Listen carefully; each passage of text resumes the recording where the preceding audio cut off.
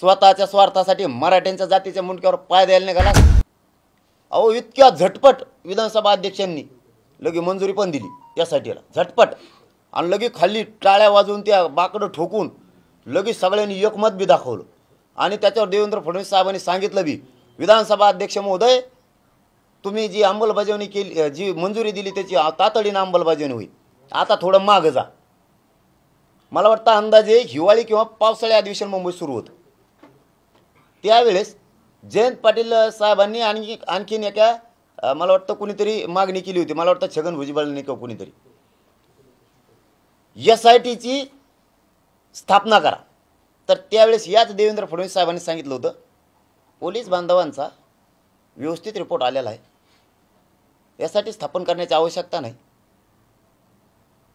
पण सभागृहाचं जर म्हणणं असलं तर यासाठी स्थापन करू, पण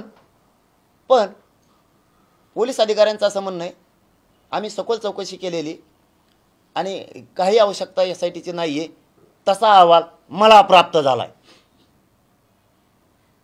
मागच्या अधिवेशनात बोलतोय ते मराठी काढायला लागलेत क्लेपात्याच्या बाहेर, आणि आता एकाएकी मी 10% स्वीकारीना, तू केसेस करायला लागला, सगळे स्वारीची अंमलबजावणी करीना म्हणून मी फडाफडा बोललो, एक शेतकऱ्याचा पोरग आहे बोललो, तर एका मिनिटात तो SIT स्थापन केली।